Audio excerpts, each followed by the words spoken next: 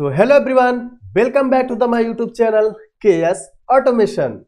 So in today's lecture, I'm gonna share about how to copy FactoryTalk View application backup that you have created in the FactoryTalk View Studio. You want to copy. So how you can copy? Related to FactoryTalk View SE application manager, how you can use and what it is. I already created particular topic in my previous video. You can go on my YouTube channel and you can watch it. YouTube channel video section, watch it, and also you can see the playlist FactoryTalk View SE application manager. It is a different type of the playlist. You can see the playlist one by one without skip. If you skip anything, you cannot learn full. You can, and you know, knowledge must be 100%. Half knowledge is very dangerous, you know. So click on your application. You have created example local station. So click on local station and simply same option, common operation. In the common operation, you have to change application. You want to copy application, click on application that you want to copy.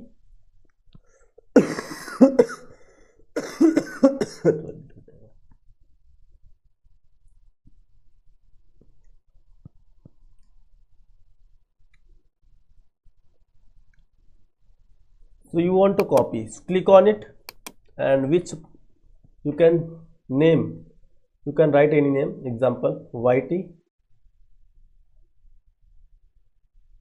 learn.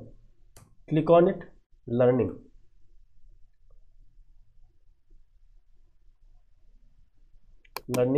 And click on copy. You can see here application already exist, please specify another name. So you can write learn. Okay,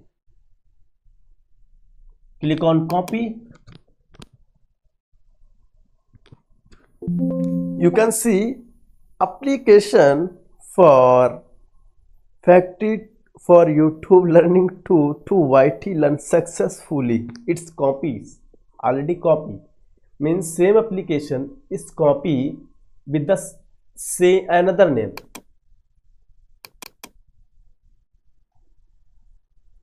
And copy means duplicates. So thank you for watching my video.